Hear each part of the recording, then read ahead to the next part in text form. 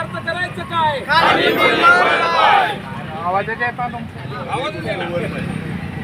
या सरकारचं करायचं काय? निकृष्ट कामाच्या विरोधाचा निषेध असो. रस्ता जो आहे 965 DC हे जे आता कॉन्ट्रॅक्ट आहे साधारणपणे 935 कोटीचा आहे अंदाजे. आणि जर ही वाहतूक जर बघितली, रस्त्याचं काम जर बघितलं तर पूर्णपणे निकृष्ट प्रतीचं आहे. आता लोणंद रस्त्याकडे जर आपण गेला तरी एक बाजू सुद्धा कुठली केली नाही, एक लेअर सुद्धा केलेली नाही. आणि पूर्णपणे ते काम करत असताना त्या रस्त्यावरती खडी पडलेली आहे. दोन्ही साडपट्ट्या व्यवस्थित केलेल्या नाहीत. ज्या साडपट्ट्याला जी नाले केलेले आहेत, त्या नाल्याचं काम हे निकृष्ट प्रतीचं आहे. कुठल्याही बांधकामावरती पाणी मारलेलं नाही. अशा परिस्थितीमध्ये दुर्घटना घडल्यानंतर त्याला जबाबदार कोण राहणार? ह्या संपूर्ण जबाबदार हे सरकार आहे, कॉन्ट्रॅक्टर आहे. तर ह्या ठेकेदारांच्यावरती लवकरात लवकर कारवाई करून हे जर 15 दिवसाच्या आत जर एक लेअर किंवा पूर्ण काम झालेलं नाही तर पुन्हा तीव्र आंदोलन राष्ट्रवादी काँग्रेस पार्टीच्या वतीनं छेडण्यात येईल असा इशारा या आज रोजी देण्यात येत आहे. मार्ग चालू आहे, अतिशय निकृष्ट दर्जाचं काम चालू आहे. जर ठेकेदाराला सांगण्यात आलं की बाबा तुझं काम निकृष्ट दर्जाचं आहे तर तो शासकीय कामात अडथळा म्हणून गुन्हा दाखल करेल अशी धमकी देतोय. तर त्याच्यामुळे आम्ही हे आज आंदोलन घेतलेलं आहे. आज या ठिकाणी आंबोडे चौक या ठिकाणी आम्ही हे राष्ट्रीय महामार्ग क्रमांक 965D याचं जे काम आहे ते लोणंद ते सातारा या ठिकाणचं काम चालू आहे. तर हे 2 लेनचं काम आहे असं आम्हाला समजते. आणि त्याच्या पहिल्या कामाचा टप्पा दोन्ही बाजूनं नाले किंवा गटर काढण्याचं काम चालू आहे. हे गटर काढण्याचं काम चालू असताना या कामामध्ये अत्यंत हलगर्जीपणाचं काम चालू आहे. हे काम रात्रंदिवस 24 तास चालू आहे. रात्रीच्या तर बिना लाईटचं काम हे चालू आहे. त्याचे पुरावे आमच्याकडे आहेत. 99% कामावर पाणी मारलं जात नाही. आणि तुम्ही जे नाले काढलेले आहेत तर शेतकऱ्यांनी त्या नाल्यावरून जायचं कसं?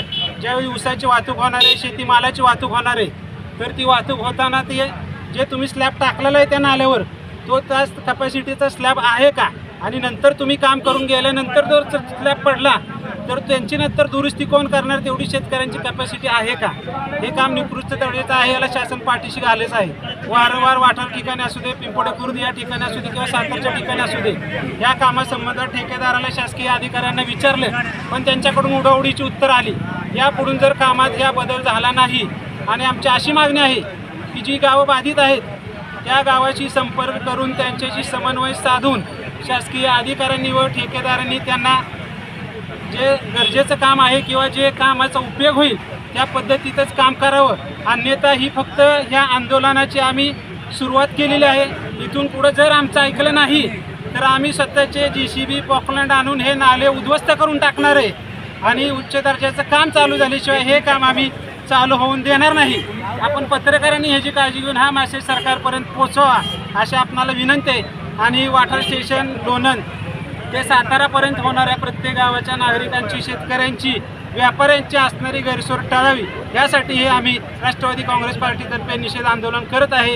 याचा सरकारने व ठेकेदारांनी विचार करावा.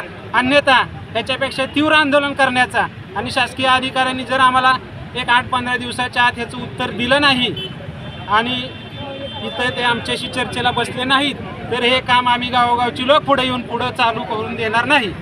होतं ठेकेदार म्हणलेत या अधिकाऱ्यांचा, शासकीय अधिकाऱ्यांचा आम्हाला कुठलाही निरोप नाही किंवा ते निवेदन स्वीकारायला आले नाहीत तरी आम्ही कलेक्टर साहेबांना निवेदन देणार आहे. आणि अशाच हलगर्जीपणा राहिला तर राष्ट्रवादी काँग्रेस स्टाईलने इथनं पुढचं त्यांना आंदोलनाचे परिणाम भोगावे लागतात. पुढचं पाऊल हे काम बंद करणारे आम्ही मुख्यमंत्र्यांच्यापर्यंत ह्या कामाची तक्रार करणारे वरिष्ठ अधिकारी NHI म्हणजे केंद्र सरकारशी संबंधित आहे. आता कलेक्टरला सांगून किंवा आमचे खासदार नितीन काका पाटील साहेब आहेत त्यांना सांगून केंद्रापर्यंत कुठल्या मार्फत ही तक्रार आमची योग्यरित्या पोहोचू शकते आणि याला कुठला तोडगा निघू शकते. पण तो निघेपर्यंत एक 8 दिवसात या कामाचा दर्जा सुधारला नाही तर सगळे गाववाले हे काम आम्ही थांबवणार आहोत.